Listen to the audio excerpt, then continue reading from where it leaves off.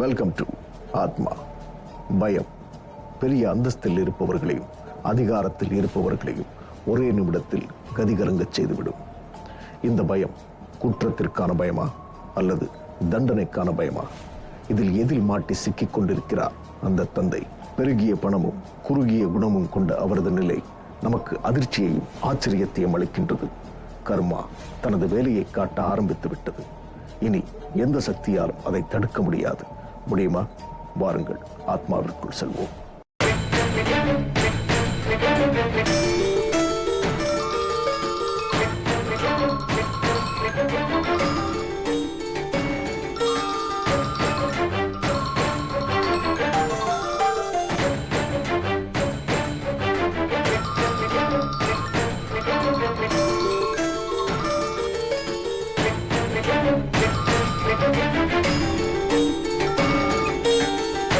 Sir sir சொல்லுங்க sir.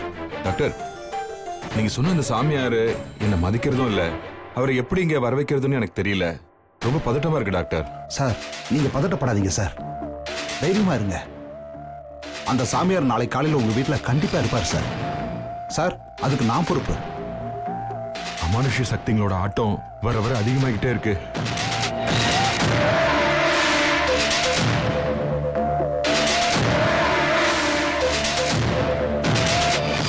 நான் அந்த சாமியாரை பார்க்கணும். நம்பிக்கையோடு இருங்க சார், நல்லதே நடக்கும் சார். நாளை காலையில் அந்த சாமியார் உங்க வீட்டில் இருப்பாரு, அதுக்கு நான் பொறுப்பு சார். நீங்க ஒன்றும் கவலைப்படாதீங்க. சரிங்க டாக்டர், தேங்க்யூ.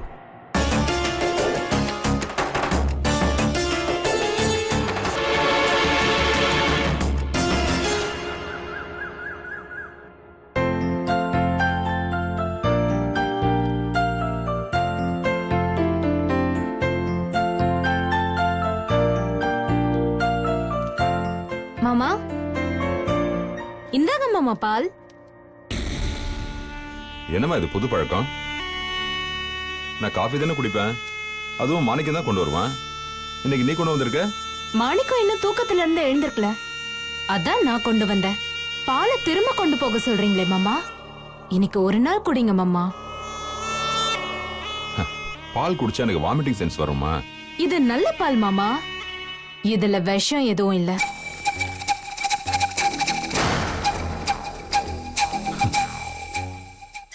விஷமா?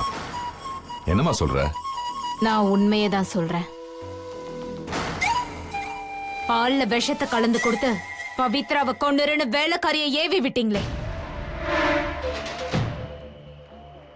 அந்த மாதிரி இல்லைன்னு சொன்னேன். சகுந்தலா, இதெல்லாம் உனக்கு யாருமா சொல்லி கொடுத்தது? யாரோ உங்ககிட்ட பொய் சொல்லி என் மேல இப்படி எல்லாம் பழி போட்டிருக்காங்க. பழியா? உன்னோட அந்தஸ்து, கௌரவம், பணம் இருக்கிற திமிரு, இதெல்லாம் தானே ஒரு ஏழு அப்பாவி பொண்ணை கொல்ல வச்சது. யார் நீ? சகுந்தலா இல்ல. ஆமா, நான் சகுந்தலா இல்ல. என்ன நல்லா பாரு.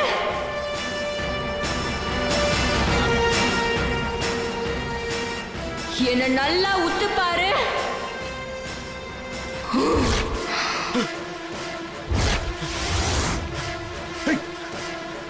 நீயா? போயிருந்து போ.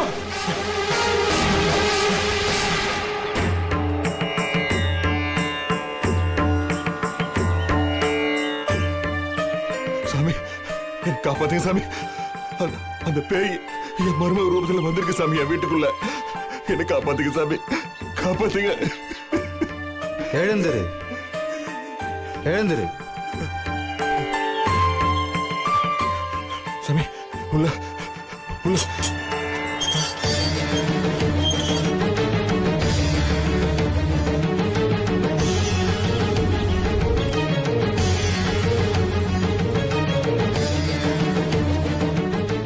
சாமி, என் மருமக சாமி. வாங்க சுவாமிஜி, ஏன் வாசல்லையே நின்னுட்டீங்க? உள்ள வாங்க. நீ எங்கம்மா போயிட்டு வர? இன்னைக்கு சுவாமிஜி வர நாளாச்சே, அதான் நேரமா எழுந்து கோயிலுக்கு போய் அர்ச்சனை பண்ணிட்டு வர மாமா. ஏன் மாமா கேக்குறீங்க? அது வந்து ராஜசேகர், இப்ப எதுவும் விவாதிக்க வேண்டாம். நான் தான் வந்துட்டேன்ல, அந்த பேயா நானான்னு பார்த்துடுறேன். எல்லாரும் என் கூட வாங்க.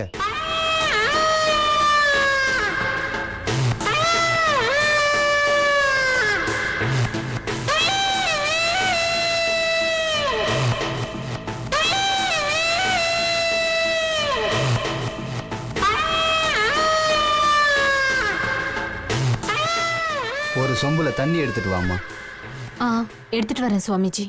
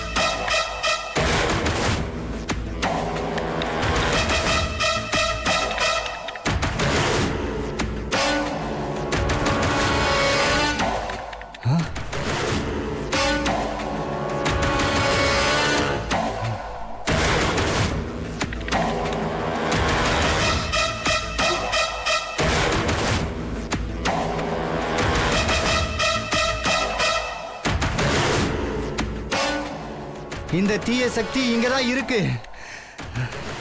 யாகத்துக்கு தேவையான பொருளா வாங்க சொன்னனே, வாங்கிட்டீங்களா? எல்லாம் வாங்கிட்டோம் சுவாமி. யாகத்தை என் இடத்துல தான் நடத்தணும்.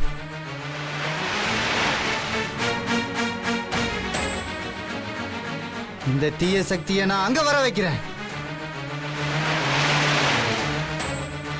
மாமா, எனக்கு ரொம்ப பயமா இருக்கு மாமா. அழாதம்மா. இந்த பூஜை முடிகிற வரைக்கும் நீ சொன்ன மாதிரியே குழந்தைய கூட்டிட்டு உங்க அம்மா வீட்டுல போயிருமா.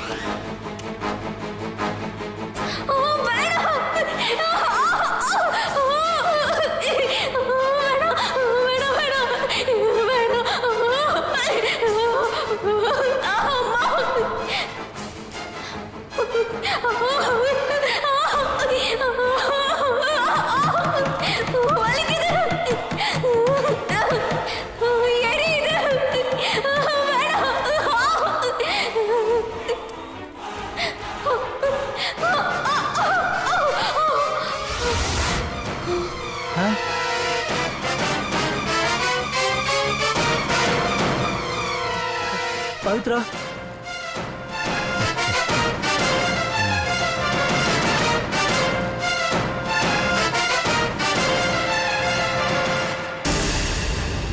எதுக்கு என்னடி சித்திரவதை பண்ற? எதுக்கு இப்ப என்ன வர வச்ச? எனக்கு உன்கிட்ட சில கேள்விகள் கேட்கணும், அதுக்கு நீ பதில் சொல்லணும். முடியாது. நான் உன் கேள்விக்கு பதில் சொல்ல மாட்டேன். உன்னை பதில் சொல்ல வைக்கிறேன், பாக்குறியா? பாக்குறேன்.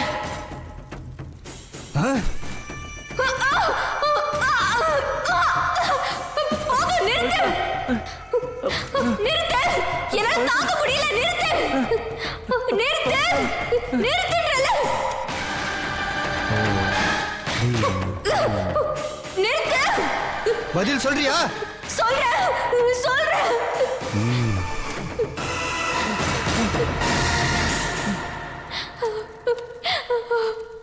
சொல்லு, யார் நீ? உன் பேர் என்ன? என் பேரு பவித்ரா.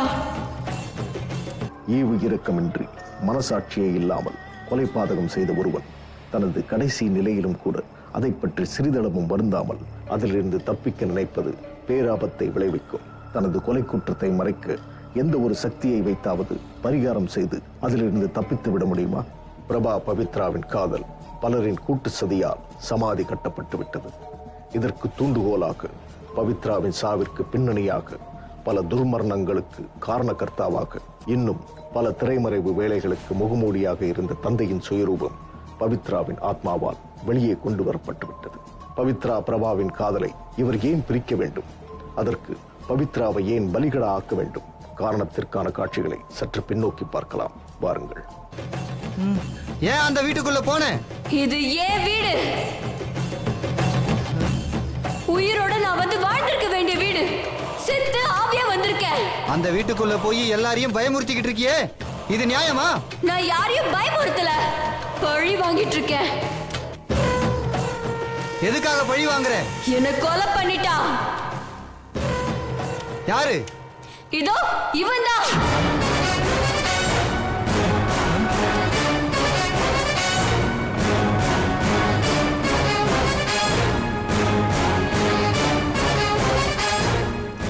இவர் எதுக்காக உன்னை கொலை பண்ணணும்?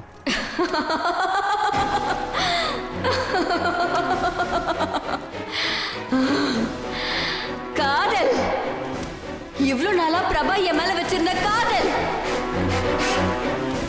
ஏன் பிரபா மேல நான் வச்சிருந்த காதல். பவித்ரா,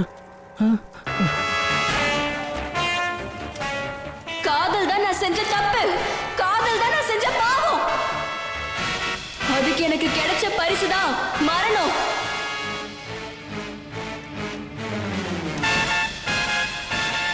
ஏழை வீட்டு பொண்ணு பணக்கார வீட்டு பையனை காதலிக்க கூடாதா?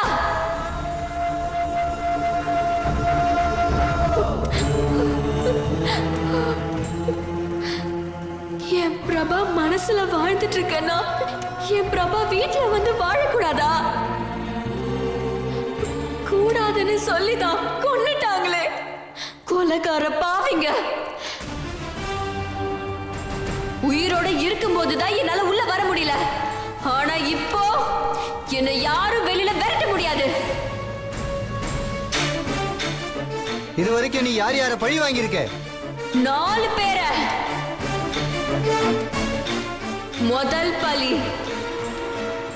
முதல் பலி வார்ட் பாய் ராகவன்.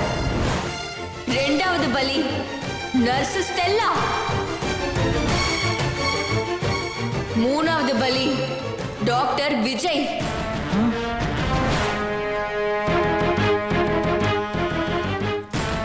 4வது பலி அந்த வேலைக்காரி மங்களம். 4 பேரை கொன்னிருக்கியே, இது பாவம் இல்லையா? நீ பண்ணது தப்பில்ல? தப்பில்ல. உசுரை காப்பாத்த வேண்டிய டாக்டரு ஊசி போட்டு என்ன கொல்ல சொன்னது தப்பில்லையா? ஆனா நான் அவனை கொன்னது தப்பு.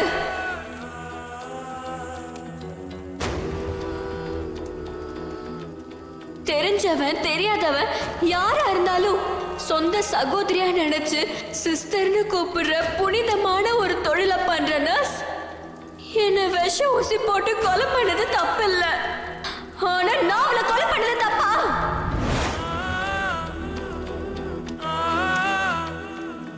விஷ ஊசி போட்டும் சாகாம உயிருக்கு போராடிட்டு இருந்த என்ன அந்த வார்ட் பாய் கழுத்தை நெரிச்சு கொன்னது கூட தப்பு இல்ல. ஆனா நான் அவனை கொன்னது தப்பா? கூட பிறக்காத அக்காவை நினைச்சிட்டு இருந்த எனக்கு பால்ல அந்த வேலைக்கார விஷம் கொடுத்து கொன்னது தப்பு இல்ல. ஆனா நான் அவளை கொன்னது தப்பா?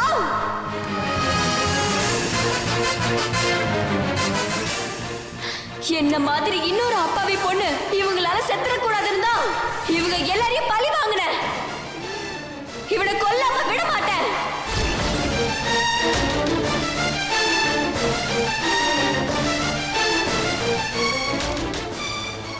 இவனுங்க என்ன எப்படி எல்லாம் திட்டம் போட்டு கொலை பண்ணாங்கன்னு தெரியுமா? இவனுங்க என்ன எப்படி எல்லாம் திட்டம் போட்டு கொலை பண்ணாங்கன்னு தெரியுமா? பணம் பாதாளம் வரை பாயும். ஆனால் காதலின் முன்பு அது நெருங்கக்கூட முடியாது. அவமானத்தாலும் பணபேரத்தாலும் பவித்ராவின் குடும்பம் நெருக்கடியில் சிக்கிக் கொண்டிருக்கிறது. இதிலிருந்து பவித்ரா மீள முடியுமா? தனது மகளுக்கு ஒரு நல்ல வாழ்க்கை அமையும் என்ற நம்பிக்கை பிரபாவின் தந்தையால் தரைமட்டமாக்கப்பட்டு விட்டது. இது பவித்ராவின் காதலுக்கு பாதகமாக அமையுமா? கௌரவம், அந்தஸ்து, பணபலம் இது ஒரு புறம். சுயமரியாதை, தாழ்வு மனப்பான்மை, அவமானம் இரண்டுக்கும் இடையே இருதலை கொள்ளியாய் தவித்துக் கொண்டிருக்கிறாள் பவித்ரா. இனி அவளது நிலை என்னவாக இருக்கும்? காதலில்தான் எத்தனை போராட்டங்கள், எத்தனை ஏமாற்றங்கள். இந்த காதல் போராட்டத்தில் ஏமாற்றம் மட்டுமே பவித்ராவுக்கு மிஞ்சப் போகிறது என்பது மட்டும் உறுதியாக தெரிகின்றது. இனி அவளின் நிலை என்னவாக இருக்கும்? என்ன செய்ய போகிறாள் பவித்ரா? வாருங்கள் பார்க்கலாம்.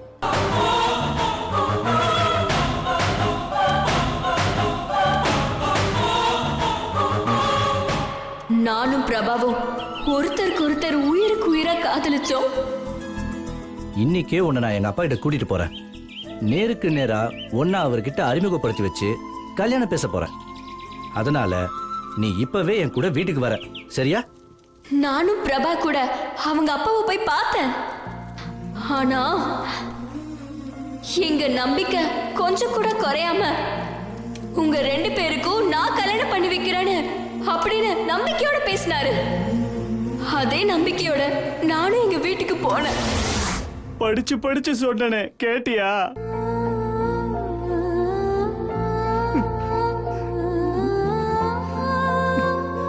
பணக்காரங்க முகத்துக்கு நேரா ஒண்ணு பேசுவாங்க, முதுகுக்கு பின்னால ஒண்ணு பேசுவாங்க. உங்கிட்ட அவர் பையனை உனக்கு கல்யாணம் பண்ணி வைக்கிறேன்னு அனுப்பிட்டாரு. ஆனா என்கிட்ட சொல்றதுக்கே கூச்சமா இருக்குமா? உன் பொண்ணுக்கு என்ன ரேட்டுன்னு சொல்லு, செட்டில் பண்றேன்றா. இந்த அசிங்க நமக்கு தேவையாமா? உன் பொண்ணுக்கு என்ன ரேட்டுன்னு சொல்லு, செட்டில் பண்றேன்றா. இந்த அசிங்க நமக்கு தேவையாமா?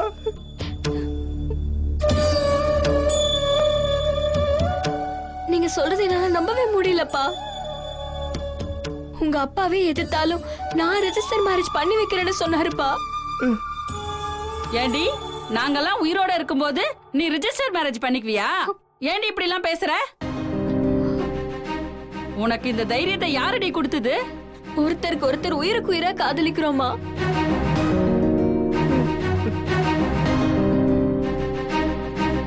அவங்க அப்பா சம்மதிக்கலனாலும் பரவாயில்ல, நீங்களாவது புரிஞ்சுக்கோங்கம்மா. பணம் பாதாள வரைக்கும் பாயும்மா. அவங்கள மீறி நீங்க கல்யாணம் பண்ணிக்கிட்டீங்கன்னா உங்களை வாழ விட மாட்டாங்க, கொன்னுருவாங்கம்மா. நான் செத்தாலும் பரவாயில்ல, நான் பிரபாகரனை தான் கல்யாணம் பண்ணிப்பேன். சொல்லிக்கிட்டே இருக்கேன், பிடிவாதம் பண்ணி பிடிக்கிறேன். ஏய், இவ ரூம் விட்டு எங்கேயும் வெளியே போக கூடாது. ரூம் பூட்டடி.